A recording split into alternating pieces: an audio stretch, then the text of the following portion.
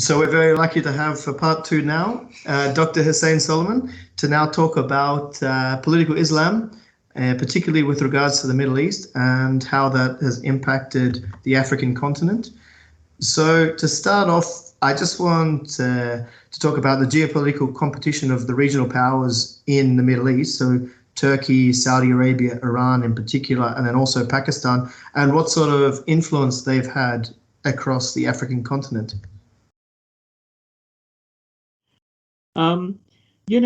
Let's take Iran and Saudi Arabia, for example.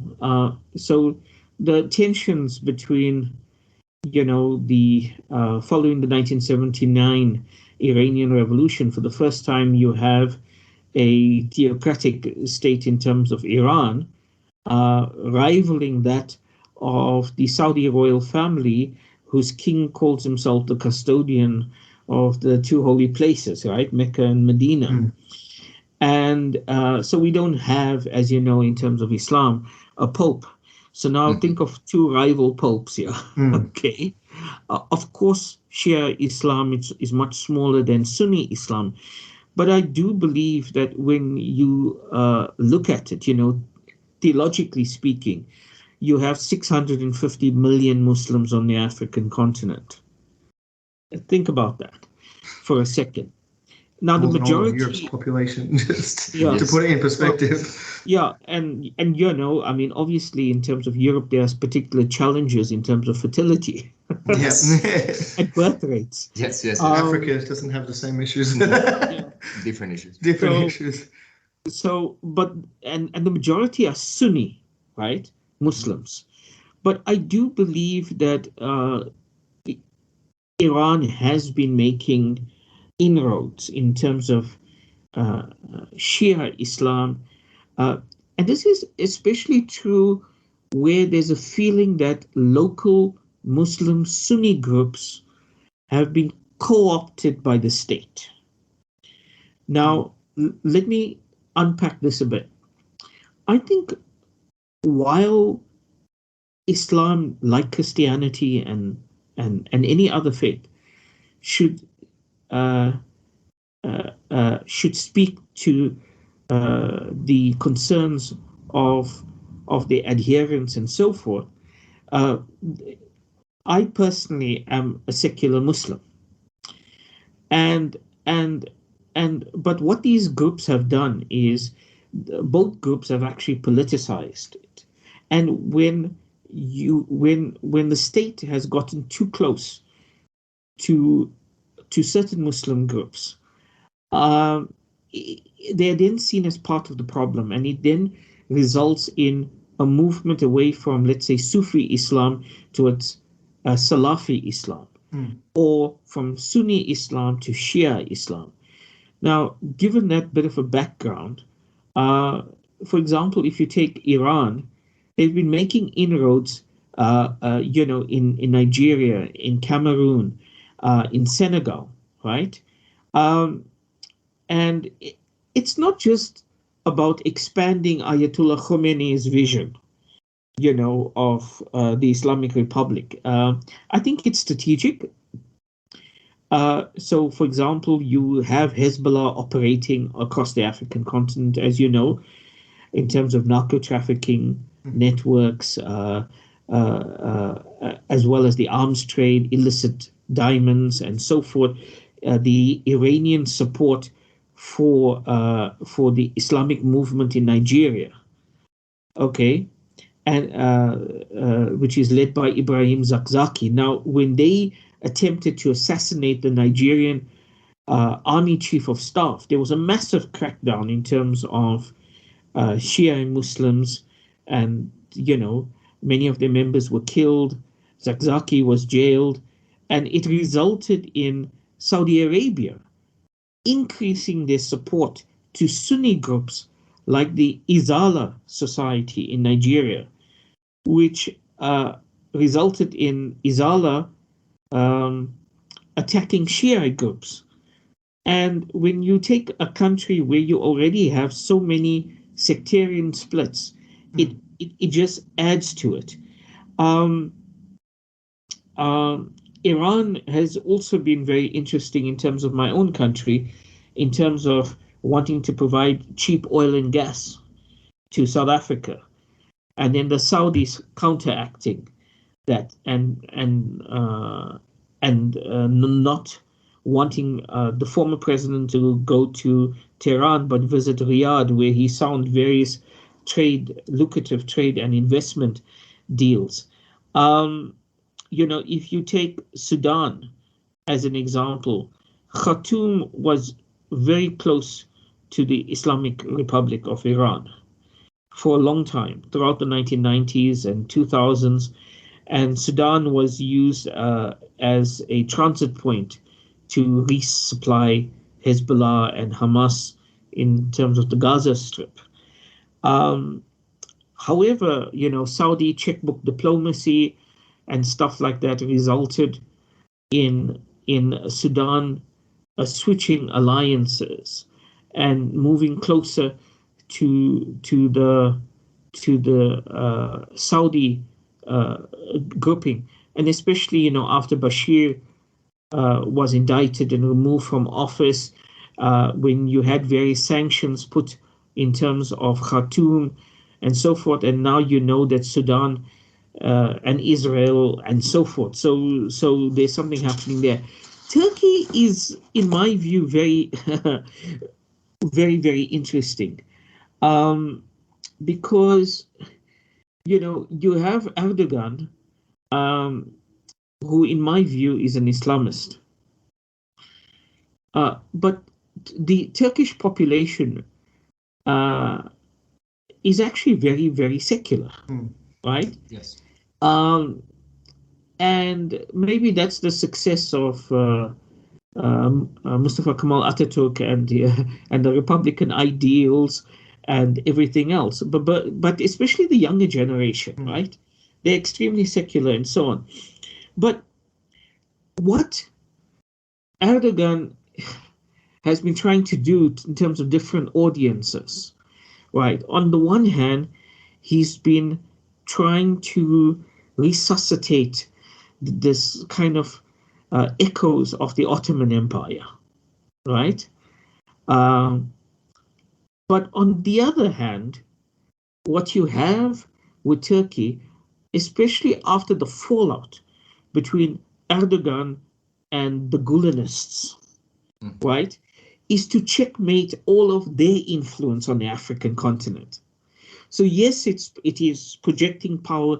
Yes, it's about economic issues and so on, but it is very, very much also in line in terms of setting up these mosques and these schools and trying to get various African states in terms of checkbook diplomacy and so on to try to close down Gulenist schools and Gulenist mosques and so on. Iran, interestingly enough, in terms of the current nuclear negotiations, they are also very much trying to get more African states support. Okay, then you have the standoff between in terms of the Horn of Africa in particular, after Iran and the Iranian Navy started to make use of the Eritrean port of Asmara. So you had various GCC partners working with the likes of Djibouti and Somalia to set up military bases of their own. So the UAE has constructed a military base in Somaliland. Djibouti has allowed Saudi Arabia to construct a military base there, and so on. And then, of course, there's been tensions, as you know, which seems to be repaired now, between the GCC countries led by Saudi Arabia and Qatar.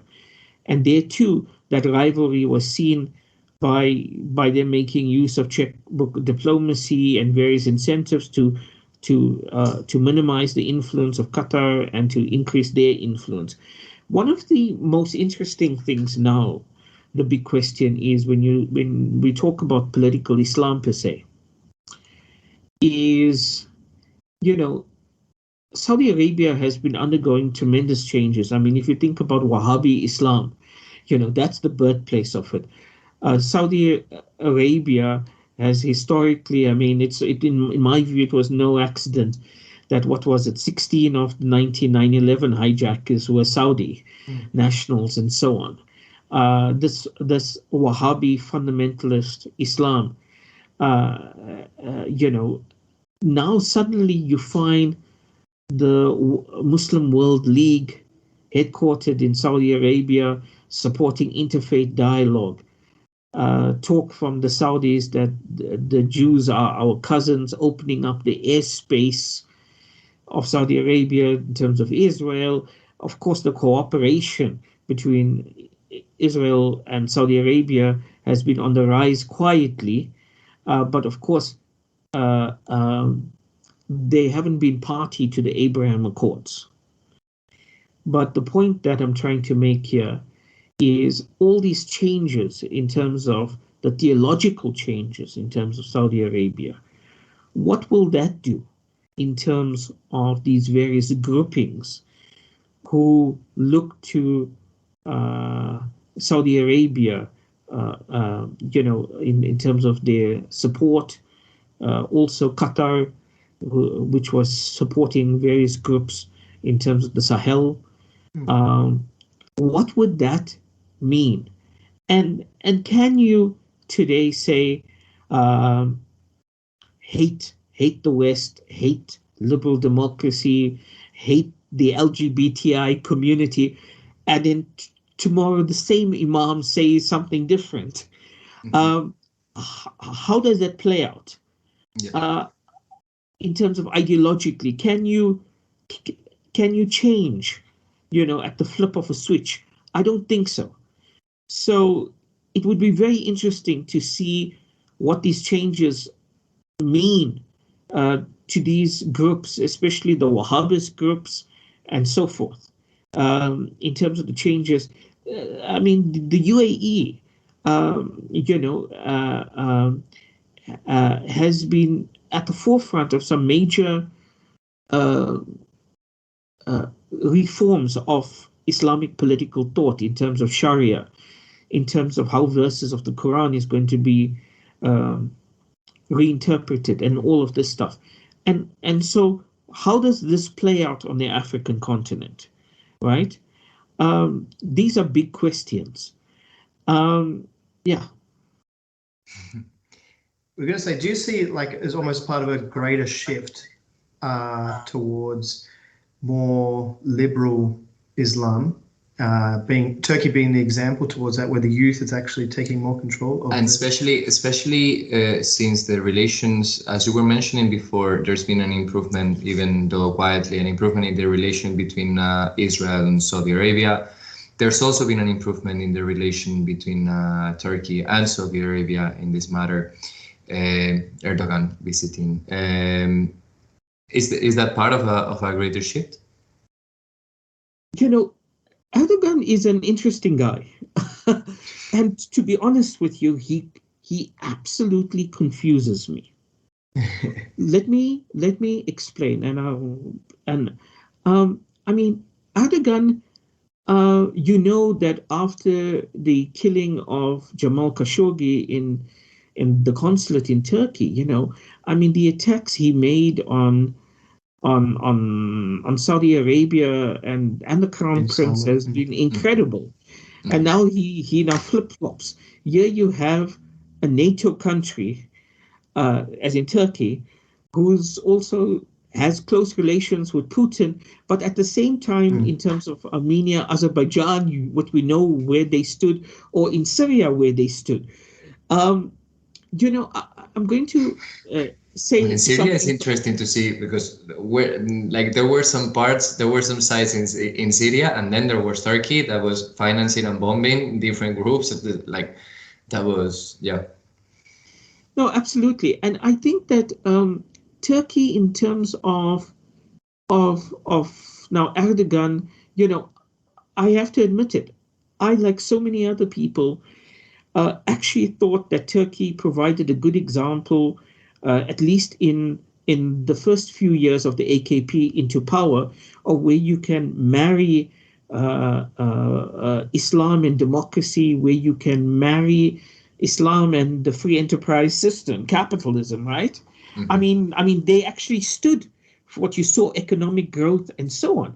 And what you find is actually the worst of the Ottoman Empire coming out in terms of Turkey, in terms of the authoritarianism, in terms of its anti-growth policies, in terms of its him just moving around across the different of now issues. I do not believe that Turkey represents a good example in terms of what to do in terms of political Islam. In my view, all faith should be outside of issues of governance.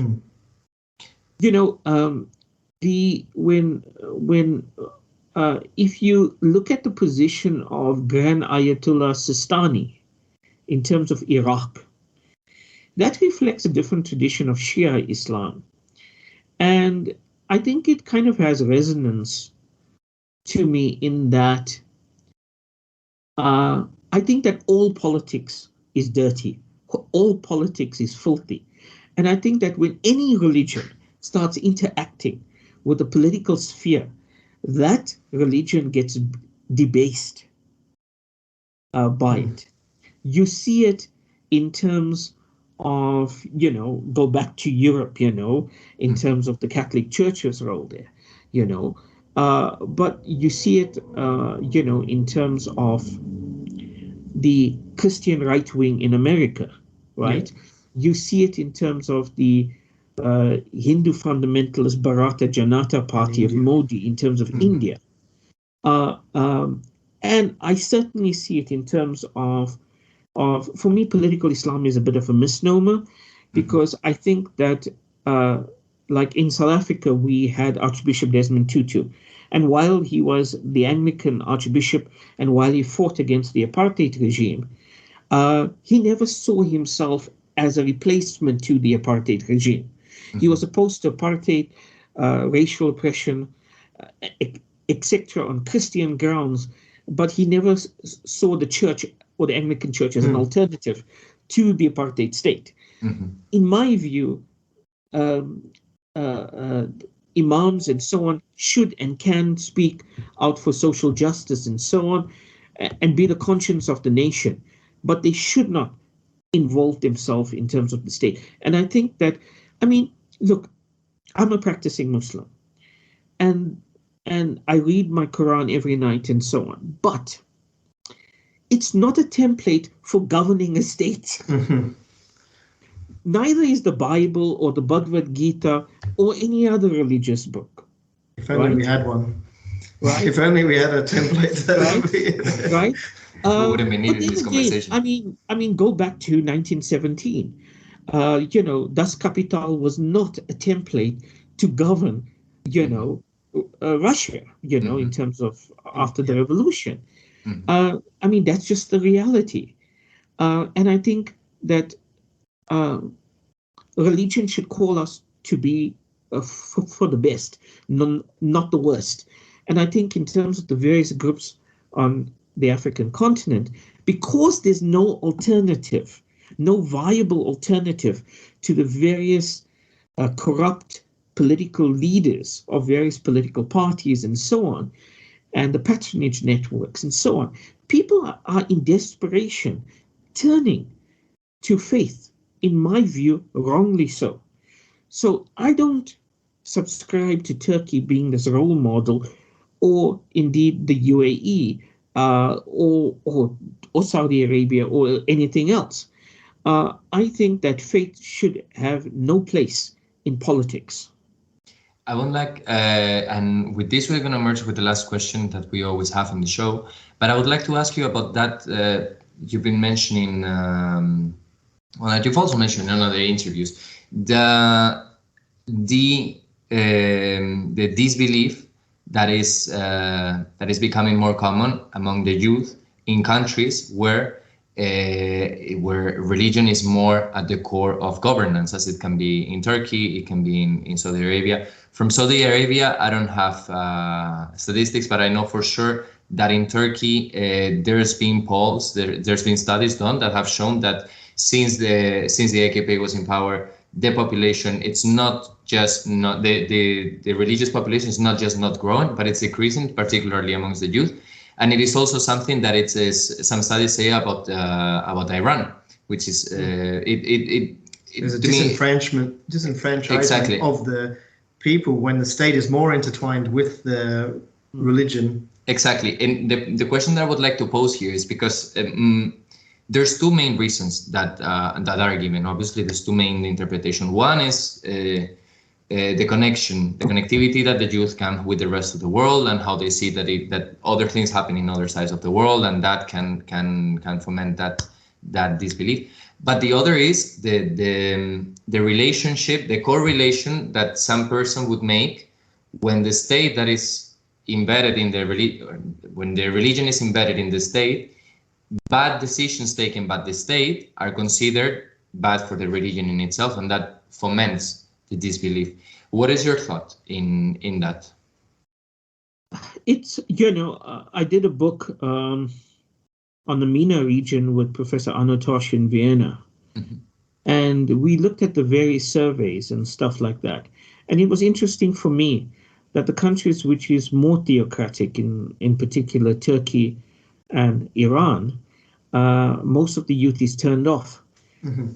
I think in terms of Turkey, I think only 12% of the youth actually believe in terms of Sharia law, for example, mm-hmm. right? And in terms of Iran, many people don't even regard themselves as Muslim. They have even questions about whether heaven and hell exists. I mean, core tenets of faith. And I think fundamentally, if you take Iran and the youth there, and how youthful that demographic pyramid is, they don't know the excesses of, and they haven't experienced the excesses of the Shah and his Savak. Mm-hmm. What they've experienced is, since 1979, the iron yoke of these fundamentalist beliefs, right? In terms of both Turkey and Iran, there's the other issue. I mean, if you go back to the Arab Spring, the youth were at the forefront of that because there were no jobs. And in both Turkey and Iran, there's no jobs. You have large amounts of money, for example, in terms of Iran, going to the Iranian Revolutionary Guard Corps. And despite the beliefs of now being this pure Islamic state, there's lots of corruption in terms of both the AKP, in terms of the various scandals, as well as in terms of Iran. And as a result, people are turned off from the faith. And I think that's what's driving it. And it's a poor example. I mean, if you take, the Muslim Brotherhood, the Ikhwan al-Muslimin, mm-hmm. How powerful they are, mm-hmm. right? They had 1 year in power, and Morsi just couldn't deliver.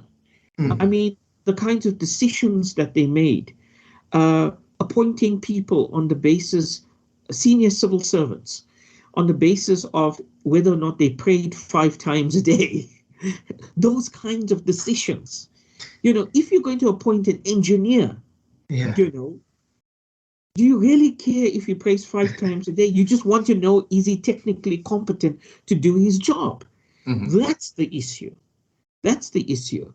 And so while the alternative seems great when you are oppressed, when you're marginalized, when you're impoverished on the African continent, I think that African Muslims need to look at viable alternatives in terms of how to make the state function. And that state will function based on the principles of good governance, which applies to every other state, and on demands of pure economics, supply and demand, and things like that. And to make the right decisions also in terms of their leadership and so on. And I think the problem with many African states, unfortunately, is that when they look at either the incumbent or the various political parties, which is often formed along ethnic lines or regional lines and so on, it doesn't really speak to the challenges of governing in terms of the 21st century, faced with the challenges of economic globalization, climate change, geopolitical rivalries, and so forth. Well, as an engineer that's never prayed 5 times a day, I hope you're right, and that the government's focus on the technical abilities rather than the theocratic credentials. Thank you very much for your time today. We've got one last question which we like to ask everyone, which is to try and give some idea to young people out there, or young or old, that are looking for a career in anything to do with geopolitics. I just want to know about your career path. What led you to the position as head of political science at Freetown University and Free State University? You know, I grew up in apartheid South Africa, and I was the youngest of the children. And we were a highly politicized family in the fight against apartheid. And so whilst kids were reading, stories, of fairy tales, I was introduced to the likes of the tenets of Marxist-Leninism, the Communist Manifesto. It sounds like a light read. Before bed, light reading.